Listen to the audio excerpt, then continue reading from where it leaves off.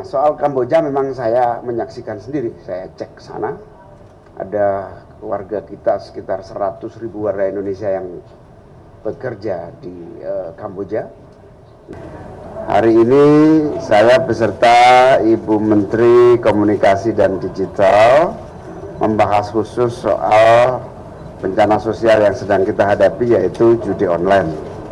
Kita tahu persis para pelaku judi online ini sebagian besar adalah korban dari penipuan judi online.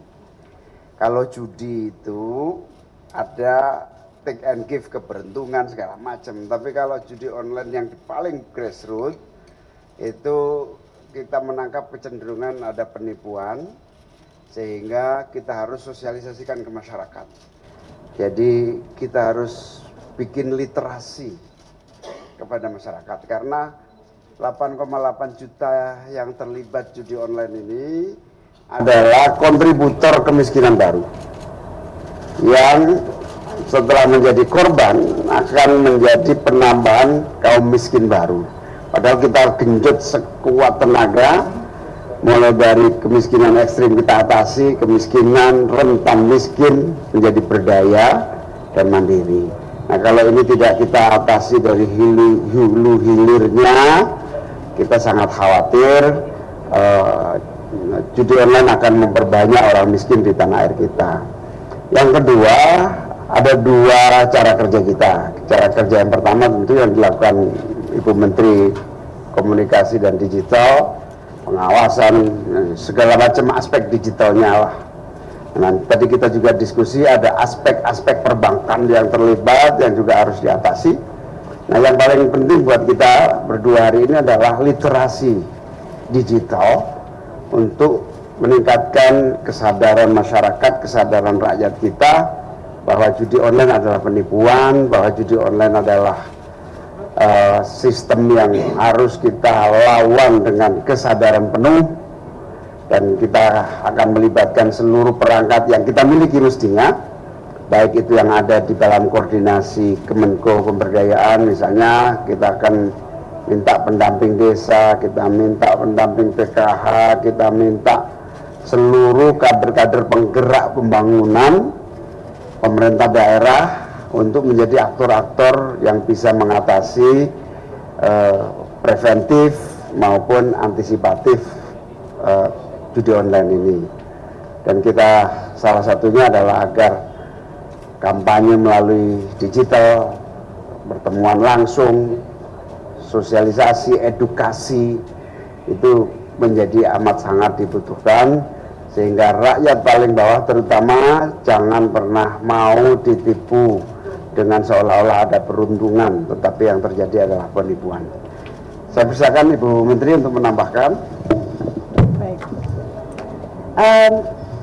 Suatu kehormatan diundang Pak Menko Permasyarakatan Pembangunan Pemberdayaan Masyarakat. Mohon maaf Pak, karena beliau perhatiannya juga tinggi. Sekali lagi, meskipun ini ranahnya online, tapi sekali lagi ini melibatkan masyarakat asli gitu ya. Namanya mungkin judi online, penipuan, tadi disampaikan Pak Menko, penipuan secara online, tapi yang terdampak adalah manusia Indonesia asli. Nah, karena itu kita juga bersama tadi sepakat, terima kasih Pak Menko atas komitmennya, bahwa kita akan menggunakan aset-aset dari Pak Menko yang berupa sumber daya manusia yang luar biasa banyak di berbagai daerah di seluruh desa, untuk juga membantu menggiatkan edukasi ataupun literasi terhadap pemahaman bahwa judi online ini adalah sesungguhnya penipuan secara online. Itu jadi ini yang kita harapkan, karena memutus situs saja tidak bisa menyelesaikan masalah, menutup rekening saja belum tentu menyelesaikan masalah, tapi yang salah satu sumber masalah adalah adiksi atau kecanduan yang sudah begitu tinggi. Ini yang ingin kita bantu dengan edukasi agar masyarakat sadar dan bisa, harapan kami tentu mengurangi bahkan menghilangkan kecanduan itu terhadap suatu hal yang sebetulnya adalah penipuan. Sekali lagi apresiasi kami Pak Menko, terima kasih banyak. Ya, silakan ada yang tanya. Selamat siang. Canduan judi online dan juga banyak yang akhirnya memiskinkan masyarakat gitu. Soal bansos BPJS Kesehatan. Jadi ada kesalahpahaman. Beberapa rumah sakit yang sudah didatangi oleh korban judi online dan secara spesifik kemudian ditemukan akibat judi online lalu mengalami penderitaan sakit psikis maupun fisik. Nah, kondisi ini menyulitkan rumah sakit pada konteks klaim atas BPJS. Nah, beberapa hal yang masuk kategori klaim BPJS Kesehatan itu seperti yang kecanduan obat maupun non obat. Nah, kategori non obat ini soal korban judi online ini belum masuk. Nah, ini menyulitkan rumah sakit. Nah, pada proses menyulitkan rumah sakit itulah kita akan mengkoordinasikan. Jadi belum mulai, belum ada bantuan dari BPJS. Sudah ada 1-2 yang konteksnya itu korban non obat, korban psikiatris non obat. Tapi secara umum belum. Nah, kita berharap jangan sampai menambah beban, kira-kira gitulah. Jangan sampai menambah beban BPJS Kesehatan kita karena atas namanya korban penggunaan obat maupun korban psikologis lain, ujung-ujungnya adalah para pelaku judi online. Karena itu kita ingatkan bahwa itu belum dilaksanakan dan jangan sampai menambah beban. Nah, kita juga akan membantu rumah sakit untuk menegosiasikan problem baru di seluruh rumah sakit ini. Jadi sifatnya mencari solusi atas ketidakberdayaan rumah sakit menangani berjumlah korban yang terus bertambah dari judi online ini. Yang kedua tadi soal apa itu? Soal di luar negeri. Kalau cara memberantas Bu Mutia nanti lebih detailnya. Tapi tugas saya tentu tidak bisa memberantas kecuali edukasi, literasi di wilayah saya ya. Edukasi, literasi, ancaman kemiskinan baru di situ. Tapi di luar itu nanti urusan Kemenko Polkam. Nah, soal Kamboja memang saya menyaksikan sendiri. Saya cek sana. Ada warga kita sekitar 100.000 warga Indonesia yang bekerja di Kamboja. Di satu hari kedutaan kita kedatangan problematika sekitar 5 kasus setiap hari. Nah, memang benar ada yang jualan pecel lele, ada yang bikin soto Lamongan, ada yang mensupport dalam sistem proses kerja di sana itu. Nah, kita sedang cari jalan agar di dalam koordinasi saya kan pekerja migran yang di sana jangan sampai jadi korban. Itu aja tugas saya. Soal kemudian apakah mereka, karena itu lintas negara ya, Interpol bisa berinteraksi dan menjadi kekuatan untuk melakukan penindakan dan pencegahan, itu sedang dibicarakan di wilayah Menko Polkam. Tapi wilayah saya adalah jangan sampai pekerja kita yang bekerja di sana jadi korban.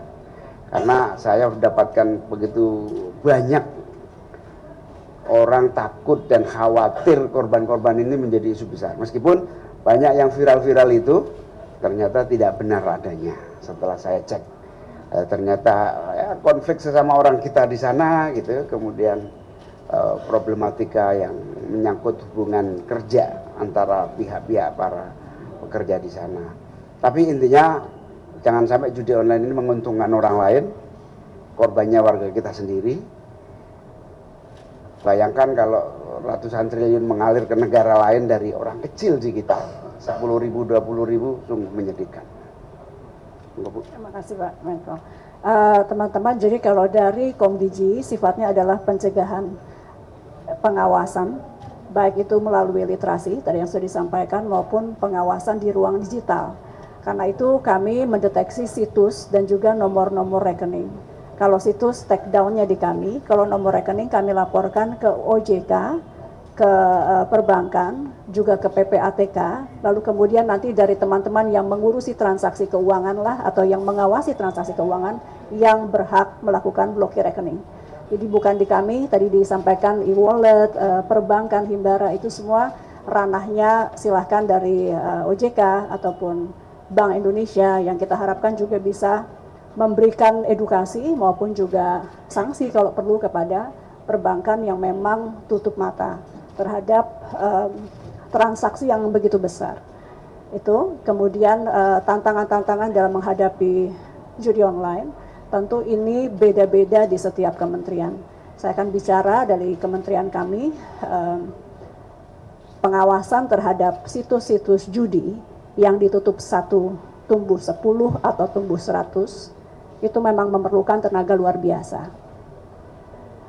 Itu satu. Kemudian juga kerjasama dengan platform yang rata-rata adalah perusahaan global teknologi raksasa. Itu juga menjadi PR luar biasa. Komunikasi alhamdulillah jalan, tapi bagaimana membuat teman-teman dari platform teknologi besar itu mau comply dengan aturan yang ada di Indonesia, itu tentu kita perlu bolak-balik diskusi dengan mereka untuk kemudian mencapai solusi bahwa mereka juga ikut narasi bangsa bahwa kita sedang perang menghadapi judi online, karena aturan di negara-negara lain berbeda-beda. Tapi sudah ada komitmen dari beberapa yang ingin juga terlibat lah membantu Indonesia. Itu sih mungkin kenapa, dan juga lintas negara ya ini.